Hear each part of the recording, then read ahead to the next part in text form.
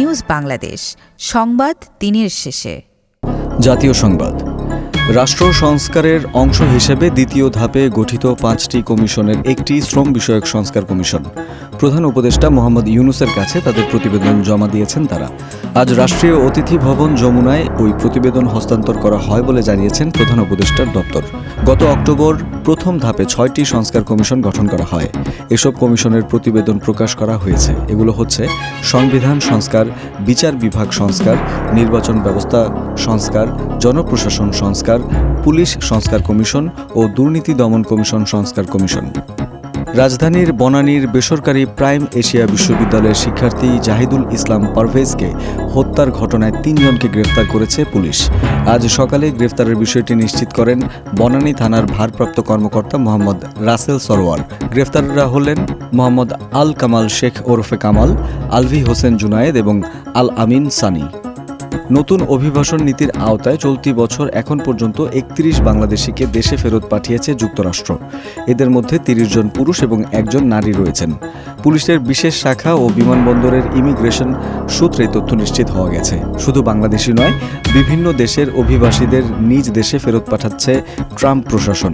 সংশ্লিষ্ট সূত্র জানিয়েছে, অবৈধভাবে যুক্তরাষ্ট্রে অবস্থান এবং বিভিন্ন মামলায় দণ্ডপ্রাপ্ত হওয়ার পর তাদের ফেরত পাঠানো হয়।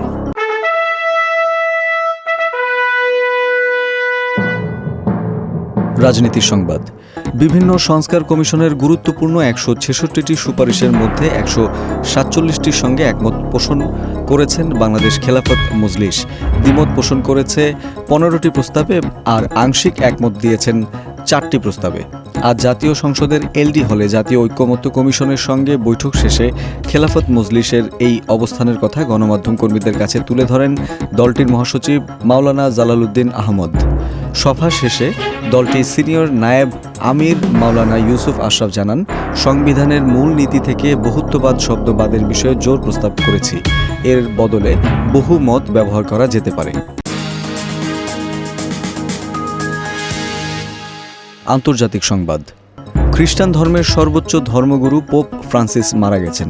মৃত্যুকালে তার বয়স হয়েছিল 88 বছর। ভ্যাটিকানের একটি ভিডিও বার্তায় তার মৃত্যুর কথা জানানো হয়েছে। বলা হয়েছে, স্থানীয় সময় সোমবার 21 এপ্রিল সকাল 7:35 তার বাসভবন কাসা সান্টা মার্টায় শেষ নিঃশ্বাস ত্যাগ করেছেন তিনি। দীর্ঘদিন ধরেই শারীরিক সমস্যায় ভুগছিলেন রোমান ক্যাথলিক গির্জার প্রধান। পোপ ফ্রান্সিসের মৃত্যুতে খ্রিস্টান সম্প্রদায় সহ গোটা বিশ্বের ধর্মপ্রাণ মানুষদের মধ্যে শোকের ছায়া নেমে এসেছে। তিনি ছিলেন 74 সালের পর প্রথম নন ইউরোপিয়ান পোপ। 741 সালে সিরিয়ান বংশোদ্ভূত তৃতীয় গ্রেগরির মৃত্যুর পর রোমে আর কোনো নন ইউরোপীয় পোপ আসেননি। তথ্য প্রযুক্তির সংবাদ।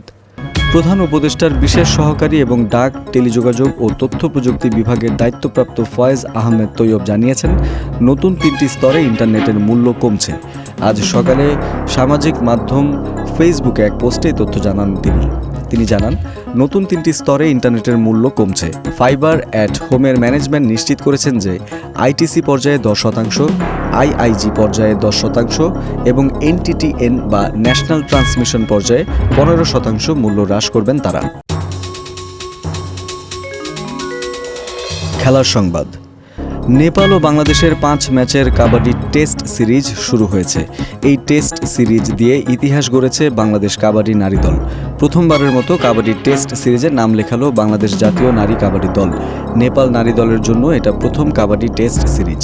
নেপালের ললিতপুরের সাত দোবাতোয় তারকোয়ান্দো হলে প্রদীপ জ্বালিয়ে সিরিজের উদ্বোধন করা হয়েছে। উদ্বোধন করেন অনুষ্ঠানের প্রধান অতিথি নেপাল জাতীয় ক্রীড়া পরিষদের সদস্য সচিব ট্যাঙ্কালাল। এ সময় উপস্থিত ছিলেন বাংলাদেশ কাবাডি ফেডারেশনের সাধারণ সম্পাদক এস.এম. নেয়াজ সোহাগ, কাবাডি ফেডারেশনের যুগ্ম সম্পাদক ইসরাইল হাওলাদার, নেপালে বাংলাদেশ দূতাবাসের কাউন্সিলর শোয়েব আবদুল্লাহ, অল নেপাল কাবাডি অ্যাসোসিয়েশনের মহাসচিব অরবিন্দ কুমার।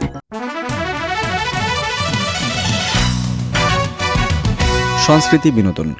ঢালিউড সিনেমার জনপ্রিয় অভিনেতা শরীফুল রাজ পরাণ সিনেমার মাধ্যমে দর্শকের হৃদয়ে জায়গা করে নেয়ার পর সর্বশেষ তাকে দেখা গেছে ওমর ছবিতে। অনেকদিন পর হঠাৎ তার দেখা মিলল নির্মাতা সঞ্জয় সমদ্দারের সামাজিক যোগাযোগ মাধ্যমে। এদিন ইনসাফ সিনেমার একটি স্টিল চিত্র প্রকাশ করেন নির্মাতা। প্রকাশের সঙ্গে সঙ্গেই ছবিটি চলচ্চিত্রপ্রেমী মহলে বেশ সাড়া ফেলে এবং বিভিন্ন গ্রুপে ভাইরাল হয়ে যায়।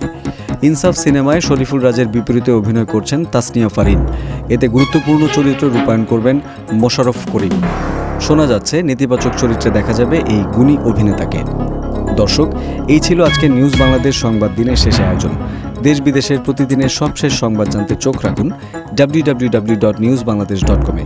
লাইক শেয়ার দিয়ে সঙ্গে থাকুন নিউজ বাংলাদেশের ফেসবুক পেজ ও ইউটিউব চ্যানেলে। ভালো থাকুন, সুস্থ থাকুন। আল্লাহ হাফেজ।